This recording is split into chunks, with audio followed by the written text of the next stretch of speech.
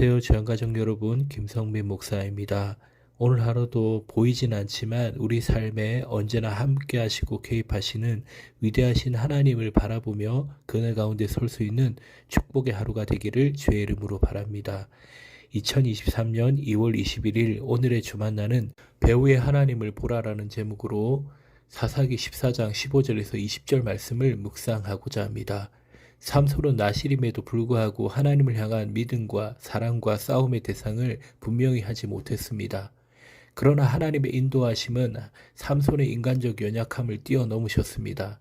여호와의 하나님의 관심은 삼손 한 사람의 부족함을 뛰어넘어 이스라엘을 블레셋으로부터 해방시키는 그것에 있었습니다.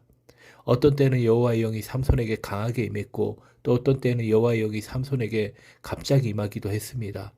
그렇게 하나님께서는 삼손을 통해 구원의 계획을 이루어 가셨습니다. 오늘 본문을 통해 우리는 하나님의 구원 계획 가운데 어떻게 살아가야 할지 살펴보도록 하겠습니다. 첫째로 그리스도인은 오직 하나님만 신뢰합니다. 삼손은 재미삼아 잔치에 참여한 블레셋 청년들에게 수수께끼를 냅니다. 특별한 목적이 있었던 것도 아닙니다. 그저 순간의 유의를 위해 그들을 골탕 먹이기 위해 수수께끼를 냅니다.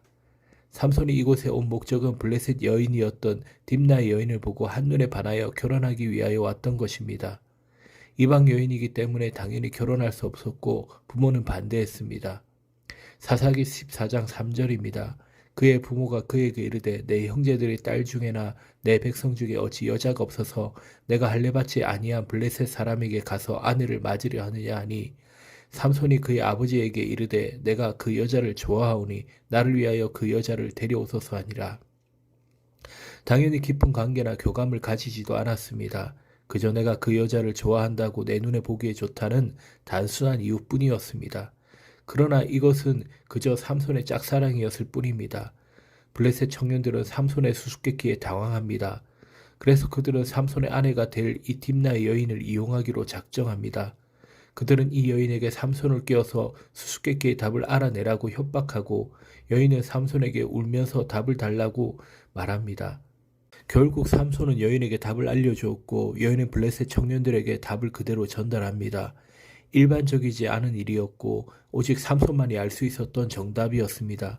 귀찮기도 했겠지만 삼손은 여인을 믿고 정답을 알려줬던 것입니다. 삼손의 인생에는 여인으로 인한 문제가 참 많이 일어납니다. 그리고 그것은 전부 배신으로 끝났습니다. 마지막 여인의 배신은 결국 삼손을 죽음에까지 이르게 합니다. 만약 삼손이 나실인의 사명을 기억하고 나실인답게 살면서 오직 하나님만을 신뢰했더라면 그의 인생은 많이 달라졌을 것입니다.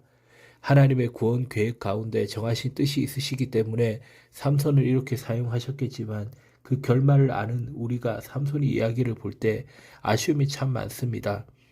우리는 삼손을 반면교사 삼아 오직 하나님만을 신뢰하는 삶을 살아가야 할 것입니다. 둘째로 그리스도인은 결코 오만하지 않습니다. 수수께끼를 낸 삼손은 그 정답은 오직 나만이 알 수 있고 누구도 알아낼 수 없을 것이라는 오만에 사로잡혀 있었습니다. 먹는 자에게서 먹는 것이 나오고 강한 자에게서 단 것이 나오는 일은 하나님께서 삼손에게 힘을 주셨기 때문에 가능한 일이었습니다. 사사기 14장 6절의 말씀입니다. 여호와의 영이 삼손에게 강하게 임하니 그가 손에 아무것도 없이 그 사자를 염소 새끼를 찢는 것같이 찢었으나 여호와의 영이 삼손에게 강하게 임하지 않았더라면 즉 하나님께서 힘을 주시지 않았더라면 불가능한 일이었습니다. 사자의 죽음에 벌떼와 꿀이 생긴 것도 하나님께서 하지 않으셨다면 불가능한 일이었습니다. 그러나 삼손은 자신의 힘으로 그것을 해냈다고 착각합니다. 그리하여 오직 나만이 알 수 있는 정답이라고 착각합니다. 중요한 것은 꺾이지 않는 마음이라고 하지만 오만한 삼손의 마음은 딥나 여인의 집요함으로 인하여 결국 꺾여버리고 맙니다.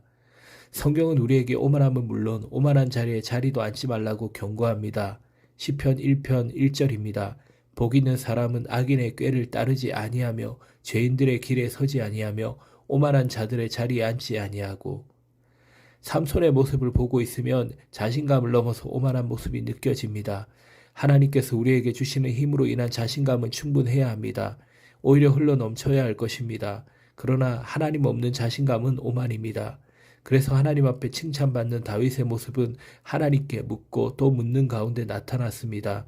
역대상 14장 10절 말씀입니다. 다윗이 하나님께 물어 이르되 내가 블레셋 사람들을 치러 올라가리이까 주께서 그들을 내 손에 넘기시겠나이까 하니 여호와께서 그에게 이르시되 올라가라 내가 그들을 내 손에 넘기리라 하신지라.